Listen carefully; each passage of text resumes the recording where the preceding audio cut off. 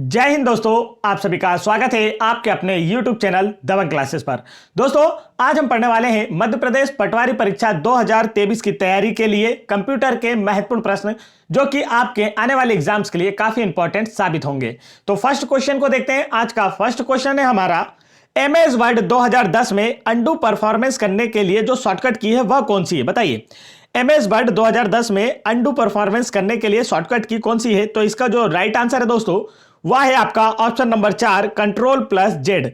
Undo के लिए किस शॉर्टकट की का उपयोग किया जाता है? एग्जाम में हमेशा पूछा जाता है, वेरी IMP क्वेश्चन। तो आंसर होगा आप लोगों का Ctrl+Z का उपयोग किया जाता है। अंडू क्या होता है? तो मान लीजिए आप कोई वर्ड टेक्स्ट कर रहे हैं और उसमें अगर आपसे गलती हो जाती है तो आप क्या करेंगे, पिछले वाले भाग पर जैसे पीछे वापिस आपको जाना है तो आप क्या करेंगे, Ctrl+Z का यूज करेंगे तो जैसा पहले डेटा था बिल्कुल वैसा ही हो जाएगा। या तो फिर आप लोग कोई स्प्रेडशीट बना रहे हैं, वहां पर आप लोगों से कोई गलती हो जाती है दोस्तों, तो आप Ctrl+Z दबाकर पिछले वाले डेटा के जैसे बिल्कुल कर सकते हैं। मतलब वो जो गलती है आपकी वो समाप्त हो जाएगी। आगे बढ़ते हैं नेक्स्ट क्वेश्चन की ओर। नेक्स्ट क्वेश्चन देखिए यहां पर क्या दिया गया आप लोगों को, तो आपसे पूछा गया है रोम का फुल फॉर्म क्या होता है। यह भी काफी IMP क्वेश्चन है, एग्जाम्स में हमेशा पूछा जाता है। अभी देखिए दोनों इंपॉर्टेंट क्वेश्चन हमने आप लोगों के लिए बताए, तो इसका बताइए आंसर क्या होने वाला है, रोम का फुल फॉर्म क्या होगा? तो करेक्ट आंसर होगा इसका रीड ओनली मेमोरी। क्या होगा दोस्तों? Read only memory. रोम जो है यह एक नॉन वोलेटाइल मेमोरी है, मतलब इसमें जो डाटा एक बार स्टोर किया जाता है वह आप अपने हाथों से डिलीट जब तक नहीं करेंगे तब तक इसी में स्टोर रहेगा। और रैम और रोम दोनों में अंतर होता है। देखिए जब आप कंप्यूटर का यूज कर रहे होते हैं तो उस समय जो कैची फाइल्स होती हैं वो रैम में स्टोर होती है। मान लीजिए आपके कंप्यूटर के यूज करने के दौरान ही अगर पावर ऑफ हो जाता है और आपका सिस्टम बंद हो जाता है, फिर जब आप कंप्यूटर को डबल से ऑन करेंगे तो रैम में जितना भी डेटा स्टोर था वह सभी चला जाएगा, आप लोग नहीं देख पाएंगे। ठीक है, वो अपने आप क्या हो जाता है, समाप्त हो जाता है। लेकिन रोम में जब डेटा को स्टोर किया जाता है तो वह आप जब तक खुद डिलीट ना करें तब तक के लिए स्टोर होता है। तो यह एक प्रकार की नॉन वोलेटाइल मेमोरी है। चलिए आगे बढ़ते हैं नेक्स्ट क्वेश्चन की ओर। नेक्स्ट क्वेश्चन में यहां पर आप लोगों से पूछा गया है MS वर्ड 2010 में फार्मूला बार कहां मौजूद होता है। क्या पूछा गया दोस्तों? MS वर्ड 2010 में फार्मूला बार कहां मौजूद होता है? तो इसका जो राइट आंसर है वो है आपका ऑप्शन नंबर 2, MS वर्ड में कोई फार्मूला बार होता ही नहीं है। ठीक है, MS वर्ड में कोई फार्मूला बार नहीं होता है। फार्मूला बार जो होता है ये आप लोगों को स्प्रेडशीट्स बनाने में काम आता है, जो आपको देखने को मिलता है MX एक्सेल में। चलिए आगे बढ़ते हैं नेक्स्ट क्वेश्चन की ओर। नेक्स्ट क्वेश्चन यहां पर आप लोगों से क्या पूछा गया है? तो नेक्स्ट क्वेश्चन में आपसे पूछा है MS वर्ड विंडो पर फाइल का नाम कहां दिखाई देता है। यदि आपने MS वर्ड को चलाया होगा दोस्तों तो आपको पता होगा कि जो MS वर्ड इस तरीके से हमारा होता है, इसमें सबसे ऊपर यहां पर टाइटल बार होता है। ठीक है, जो कि नीले कलर की पट्टी होती है, यहां पर टाइटल बार होता है जिसमें हमारे फाइल का नाम सेव होता है। जैसे हमने कोई एक नाम लिखा वो यहां पर सेव होकर इसके पीछे ऐसा DocX भी लगा होता है जो कि MS वर्ड का क्या होता है, एक्सटेंशन होता है। ठीक है, तो यहां पर ऊपर की ओर हमारी फाइल का नाम दिखाई देता है तो इसे क्या कहा जाता है? तो आप कहेंगे ऑप्शन नंबर 1, टाइटल बार कहा जाता है। टाइटल बार में MS वर्ड में हमारी फाइल का नाम दिखाई देता है। आगे बढ़ते हैं नेक्स्ट क्वेश्चन की ओर।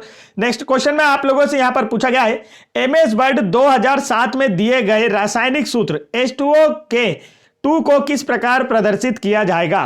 तो इसका जो राइट आंसर है ना दोस्तों वो है आप लोगों का ऑप्शन नंबर 4, सब स्क्रिप्ट के रूप में उपयोग इसका किया जाएगा, प्रदर्शित किया जाएगा।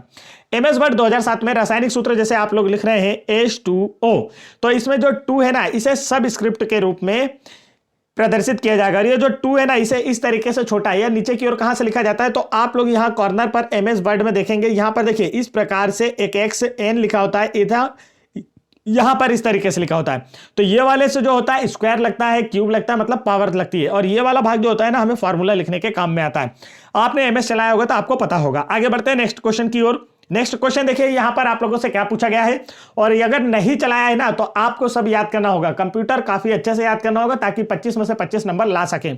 नेक्स्ट क्वेश्चन में पूछा है निम्नलिखित में से कौन डेटा की बड़ी मात्रा को स्टोर कर सकता है। तो बताइए दिए गए ऑप्शंस में से राइट आंसर क्या होगा। तो इसका जो राइट आंसर है दोस्तों वह है आप लोगों का हार्ड डिस्क। हार्ड डिस्क जो होता है ना ये काफी बड़ी मात्रा में डेटा को स्टोर कर सकता है। हार्ड डिस्क जो होता है यह MB, GB, TB यहां तक पाई जाती है, और ये जो आपकी CD रोम है, रैम है, फ्लॉपी है, ये सिर्फ कहां तक होती है, MB तक होती हैं, GB में नहीं होती हैं, ठीक है। तो यहां पर आप लोगों से पूछा गया है कि ज्यादा से ज्यादा डेटा स्टोर किस में होता है, तो आपका आंसर क्या होगा, हार्ड डिस्क में। हमारे कंप्यूटर में जो हार्ड डिस्क होती है उसी में हमारा पूरा डेटा स्टोर होता है दीर्घकालिक समय के लिए। चलिए आगे बढ़ते हैं नेक्स्ट क्वेश्चन की ओर। नेक्स्ट क्वेश्चन में आप लोगों से क्या पूछा दोस्तों, तो यहां पर पूछा गया है MS वर्ड 2010 में निम्नलिखित में से कौन सा पेज बॉर्डर सेटिंग नहीं है। चार ऑप्शन आपको दिए गए और इनमें से पूछा गया है कौन सा पेज बॉर्डर सेटिंग नहीं है, बॉक्स, 3D, पेक्यूलर और शेडो। तो इसका जो राइट आंसर है दोस्तों वो है आपका ऑप्शन नंबर 3, पेक्यूलियर जो है ना ये पेज बॉर्डर सेटिंग नहीं। इसके अतिरिक्त बॉक्स, 3D और शेडो ये सभी क्या है, MS वर्ड 2010 में पेज बॉर्डर की सेटिंग है। आगे बढ़ते हैं नेक्स्ट क्वेश्चन की ओर। नेक्स्ट क्वेश्चन देखिए आपसे क्या पूछा गया है, तो यहां पर आप लोगों से पूछा जा रहा है MS एक्सेल 2010 में स्पार्क लाइन का उपयोग कहां से किया जाता है। तो बताइए स्पार्क लाइन का यूज कहां से होता है। तो इसका जो राइट आंसर है दोस्तों वह है आप लोगों का ऑप्शन नंबर 1, इंसर्ट टैब से। MS एक्सेल 2010 में स्पार्क लाइन का जो यूज है ना दोस्तों कहां से किया जाता है, इंसर्ट टैब से किया जाता है। आगे बढ़ते हैं नेक्स्ट क्वेश्चन की ओर। नेक्स्ट क्वेश्चन में आप लोगों से पूछा है MS एक्सेल 2007 में आप चार्ट ग्रुप कहां से पा सकते हैं, दिए गए ऑप्शंस में से बताइए। और ये काफी इंपॉर्टेंट क्वेश्चन है, आप लोगों से ग्रुप 2 सब ग्रुप 4 एग्जाम में पूछा गया था। और आप लोगों को पता होगा दोस्तों कि इस बार आपकी जो पटवारी एग्जाम है वह ग्रुप 2 सब ग्रुप 4 एग्जाम के साथ ही कंडक्ट कराई जानी, उसी के साथ आई हुई यह वैकेंसी है, अलग से कोई वैकेंसी नहीं आई है। तो उसी नए पैटर्न पर आधारित आप लोगों की ये क्लास है, तो वीडियो में लास्ट तक बने रहें। और साथ ही साथ यदि आप लोगों को MPGK पटवारी एग्जाम 2023 की तैयारी के लिए MPGK की 1250 प्लस बेस्ट MCQ की PDF फाइल डाउनलोड करना है ना दोस्तों, तो आप चैनल यहां पर वीडियो के डिस्क्रिप्शन में दी गई लिंक पर क्लिक करके आसानी से डाउनलोड कर सकते हैं। और ये PDF आपके लिए इसलिए इंपॉर्टेंट होती है कि इसमें से सारे के सारे क्वेश्चन कांस्टेबल एग्जाम 2022 में पूछे गए, व्यापम के द्वारा 2015 से लेकर 2022 तक जितने भी एग्जाम कंडक्ट कराए गए और उनमें पूछे गए जो MPGK क्वेश्चन है हमने इस PDF में आपको प्रोवाइड किए। साथ ही साथ MPGK के जितने भी टॉपिक वाइज MCQ बन सकते थे उन सभी को भी हमने यहां पर इस PDF में लिया है। तो आप इस PDF को जरूर पढ़ें ताकि आप लोगों का MPGK वाला पोर्शन बिल्कुल कंप्लीट हो सके। तो चलिए देखते हैं यहां पर नेक्स्ट क्वेश्चन क्या है। नेक्स्ट क्वेश्चन में आपसे पूछा है MS एक्सेल 2007 में आप चार्ट ग्रुप कहां पा सकते हैं। तो इसका जो राइट आंसर है दोस्तों वो है आप लोगों का ऑप्शन नंबर 3, इंसर्ट टैब में।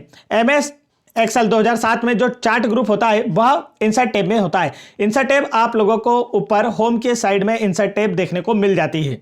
आगे बढ़ते हैं नेक्स्ट क्वेश्चन की ओर। नेक्स्ट क्वेश्चन देखिए यहां पर क्या पूछा गया है, MS एक्सेल 2010 में बोल्ड फॉर्मेटिंग को लागू करने या निकालने के लिए शॉर्टकट की कौन सी है। बोल्ड फॉर्मेटिंग को लागू करने या हटाने निकालने के लिए शॉर्टकट की कौन सी है। तो इसका जो राइट आंसर है दोस्तों वो है आपका option number 3, Ctrl+2। MS Excel 2010 में बोल्ड फॉर्मेटिंग को लागू करने या हटाने के लिए Ctrl+2 शॉर्टकट की का यूज किया जाता है। नेक्स्ट क्वेश्चन की ओर बढ़ते हैं। नेक्स्ट क्वेश्चन में आपसे पूछा गया है MS एक्सेल 2007 में अपनी वर्कशीट से आउटलाइनिंग को हटाने के लिए अनग्रुप बटन के तहत सब मेनू से किस विकल्प का चयन करेंगे। तो इसका जो राइट आंसर है वो है आपका ऑप्शन नंबर 2, क्लियर आउटलाइन का। अपनी वर्कशीट से आउटलाइनिंग को हटाने के लिए अनग्रुप बटन के तहत सब मेनू से क्लियर आउटलाइन का विकल्प का चयन करेंगे, जिससे क्या होगा, ये आउटलाइनिंग हट जाएगी। चलिए आगे बढ़ते हैं नेक्स्ट क्वेश्चन की ओर। नेक्स्ट क्वेश्चन यहां पर आप लोगों से पूछा गया है MS एक्सेल 2007 में त्रुटियों का पता लगाने और फार्मूला में संदर्भित सेलों को दिखाने के लिए हम किस बटन का उपयोग करते हैं। तो इसका जो राइट आंसर है दोस्तों वो है आप लोगों का option number 1, trace formula. MS Excel 2007 में त्रुटियों का पता लगाने और फार्मूला में संदर्भित सेलों को दिखाने के लिए हम ट्रेस फार्मूला बटन का यूज करते हैं। नेक्स्ट क्वेश्चन की ओर बढ़ते हैं। नेक्स्ट क्वेश्चन में आप लोगों से क्या पूछा गया है दोस्तों, तो यहां पर आप लोग देखेंगे बोला गया है MS वर्ड 2010 में जो ये बताइए ये जो आपको लंबाई चौड़ाई दी हुई है ना ये किस सीट की है, A6 की है, A4, 5 या फिर A3, इनमें से किस साइज के सीट की माप आप लोगों को यहां पर दी गई है। तो यही आपसे पूछा गया है। तो 5.83 इंटू 8.27 सेंटीमीटर ये जो सीट की लंबाई चौड़ाई है कौन से पेज की होती है। तो इसका जो राइट आंसर है दोस्तों MS वर्ड में यह दी गई लंबाई चौड़ाई जो है ना यह आप लोगों के A5 सीट की होती है। अच्छे से याद रखेंगे। आगे बढ़ते हैं नेक्स्ट क्वेश्चन की ओर। नेक्स्ट क्वेश्चन में आपसे पूछा है एमएस एक्सेल 2007 में आप एक वर्कशीट को किस तरह से डिजाइन कर सकते हैं कि किसी भी समय पर कल्पित डेटा मानों के आधार पर डेटा अलग अलग स्वरूपित किया गया हो। इसे क्या कहा जाता है? तो इसका जो राइट आंसर है दोस्तों वो है आपका option number second, conditional formatting कहा जाता है। एमएस एक्सेल 2007 में आप एक वर्कशीट को किस तरीके से डिजाइन कर सकते हैं कि किसी भी समय पर कल्पित डेटा मानों के आधार पर डेटा अलग अलग स्वरूपित किया जा सके, तो इसे क्या कहा जाता है? कंडीशनल फॉर्मेटिंग कहा जाता है।